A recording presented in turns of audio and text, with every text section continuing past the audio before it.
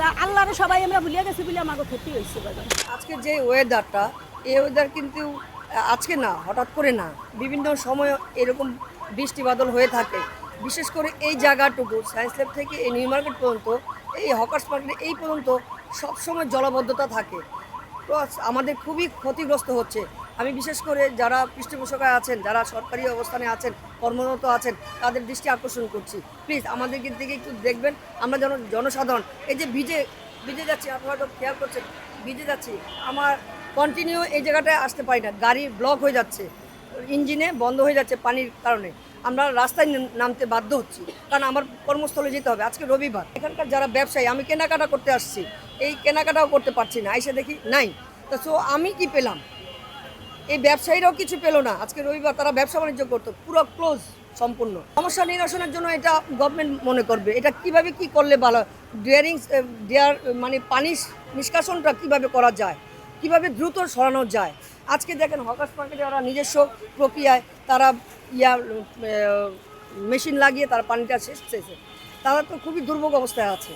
আপনার এটা গভর্নমেন্ট থেকে এটা নিতে হবে, এই পানিটা কিভাবে নিরসন করা যায়, কিভাবে আপনি পানি নিষ্কাশন করে বড় ড্রেনে দেওয়া যায়, এটা একটু প্লিজ দেখবেন। নিঃসন্দেহে এটা সুরাহা হবে, আমি আশাবাদী। এই যে আমার একটা দোকান, তাই না, এটার মধ্যে আমার অনেকের জীবন নির্ভর করে। এইভাবে যদি বৃষ্টিতে পানি যদি যায়, তাই না, তা আমার অনেক ক্ষতি হয়ে যায়, অনেক কষ্ট হয়ে যায়। আর এটা এতদিন ছিল না, ওরা আর কম ছিল, তো এখন ইদানিং ধরে অনেকটা বেশি বেশি পানি হয়ে গেছে। তো এটা আমি বিশ্বাস করি যে সায়েন্স লেভেলটাতে শুরু করে এই বলকা পর্যন্ত যদি এটা আরও 2 ফুট উচ্চা করতে পারে, বা 2 ফুট আগে ফুট রাস্তাটা, তাহলে পানি আর ড্রেনগুলো ঠিক রাখলে ওই পানি এখানে জলাবস্থা নিচে আমরা ঠাই পাবো। যদি সরকার যদি চেষ্টা করে যে রাস্তাটা একটু হাই করবো, তাই না, আর দুই সাইডে যে ড্রেন যে ড্রেন আছে না, ওই ড্রেন করে দিলে পানিটা মনে কোনো দূরে পাস হয়ে যাবো, আর এটার সমস্যা হবে না। এই পানি তো হয় আগের থেকে আসতো, অনেক ইদানিং ধরে অনেক মনে হয় 8-9 বছর ধরে পানিটা আমার দোকানে ঢুকে জায়গা, এই যে সারাদিন দোকান বন্ধ ছিল। এবার ওদিকে একটা মেশিন লাগাইছে, কত পানি কমাইছে মোটরে। আমি তো এই দোকান নিয়ে মনে করেন 20-25 বছর, কিন্তু এমন হইতো না আগে, আগে একটু কম হইতো, এখন আর বেশি হইতেছে। বিভিন্ন জায়গায় বিল্ডিং ওইটা মনে করেন এই ড্রেন কিছু যাই আসছিল ফাঁকে ফাঁকে পাস হইতো, কিন্তু এখন আর পাস হয় না পানিটা। অনেক দিতে হেঁটে আসতেছি, তারপর আমার বাড়িটার মানে 3-4 কোটি টাকার ক্ষতি হয়েছে। তাই দেখলাম তার দোকান দুটো, ওই বাড়িটা আমার সংসারটা চালায়, ছেলে মারার পর আমি বড় কষ্ট পাইছি বাড়িটার দোকান তলায় যাওয়াতে। কিভাবে ক্ষতি হলো?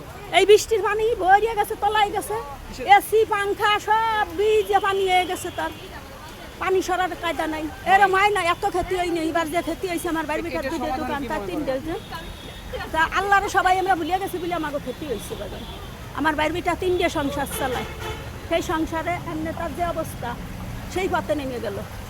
অনেক কষ্ট হয়েছি দোকান দেখে। সরকার কী করবি, হবে নাকি ক্ষতিপূরণ জানি না বাবা। আমি আমার বাড়িটার অবস্থা দেখে আমি বাড়িটারে সান্ত্বনা দিতে পারিনি, আমি অশান্ত হয়ে চলে আইছি। আমি আজকে 2 মাস অসুস্থ, আমার বাড়িটা আমার পাশে 18,000 টাকা ফেলাইছে। আবার এই জন্য একটা পরীক্ষা দেশে আজকে করবি, এই যে অবস্থা দেখে আমি চলে আইছি পরীক্ষার। তার সাথে আমি কথা কওয়ার সাহস পাইনি, তার চেহারা দেখ। অবস্থাটা একেবারে নাজুক, ব্যবসা বাণিজ্য হচ্ছেই না, আমরা দোকানপাট সব কিছু বন্ধ, আমরা কেনাকাটাও করতে পারতেছি না। যে অবস্থা, যে ক্রেতা যারা আসতেছে তারাও কিনতে পারতেছে না, একমাত্র জলাবদ্ধতার কারণে। এটা ড্রেনের ব্যবস্থাটা ভালো হলে এই জিনিসটা সুন্দর হতো। আমাদের সরকারের উচিত যে কোনো মূল্যেই হোক ড্রেনেজ ব্যবস্থাটা চালু রাখা। জলাবদ্ধতা ফুড ব্যবসায়ীদের জন্য তো হচ্ছে, এটা তো স্বাভাবিক ব্যাপার, কিন্তু মার্কেট মালিক সমিতিরা ময়লা ফেলবে এটা তো ঠিক আছে, কিন্তু পরিষ্কার পরিচ্ছন্নতা রাখাটা তো সরকারের কাজ, এটা তো প্রশাসনিক কাজ। পরিষ্কার পরিচ্ছন্ন রাখতে হবে, পরিষ্কার পরিচ্ছন্ন না রাখলে তো এই জলাবদ্ধতা থাকবেই। তো সিটি কর্পোরেশন কেন, মিউনিসিপ্যালিটি কেন, এগুলো তো পরিষ্কার রাখলে তো এই জলাবদ্ধতার সৃষ্টিটা হতো না। পানি নিষ্কাশন না হওয়া পর্যন্ত আমাদের এই সমস্যার সমাধান হইতেছে না, বিগত অনেক বছর ধরে, অনেক আগে থেকে। কিন্তু আমরা সরকার থেকে কোনো সুবিধা পাইনি এখনো। যদি নতুন করে একটা লাইনের ব্যবস্থা করতো, যে এই পানিগুলো নেমে যেত আর কি, তাহলে এই সমস্যাটা আমাদের দীর্ঘদিনের এই সমস্যাটা থাকতো না। অনেক ব্যবসায়ী আমরা এটার মধ্যে ভোগান্তি, এই বিভিন্ন ক্ষতি, আর্থিক ক্ষতি, যার জন্য আমরা সরকার কাছে যারা কর্তৃপক্ষ আছে তাদের কাছে আবেদন, যারা আমাদের একটা নতুন লাইন করে দেয়, এই পানিগুলো যাতে দ্রুতভাবে সরে যায়। বিশেষ করে কাস্টমারগুলো পাইতেছি না, আসতেছে না, জলবদ্ধতার কারণে আমরা মার্কেটে কাস্টমার পাচ্ছি না। তো না পাওয়ার কারণে প্রত্যেকটা দোকানদারই আমরা ক্ষতিগ্রস্ত, আর্থিক ক্ষতিগ্রস্ত। মালামাল এখনো ক্ষতি হয়েছে। মালামাল আপাতত আমাদের এই মার্কেটে আপাতত ক্ষতি হয় নাই। এটা পানি আমাদের মার্কেটের কর্তৃপক্ষ যারা আছে এনারা বিগত 2 বছর ধরে ভালো পদক্ষেপ নেওয়ার কারণে আমাদের মার্কেটে পানি তুলনামূলক অনেক কম ঢুকতেছে, যার কারণে ক্ষতিটা হচ্ছে না। কিন্তু ঢুকে তো হ্যাঁ ঢোকে, কিন্তু আমাদের কর্তৃপক্ষ ভালো উদ্যোগ নেওয়ার কারণে এই সমস্যাটা একটু লাঘব হয়েছে।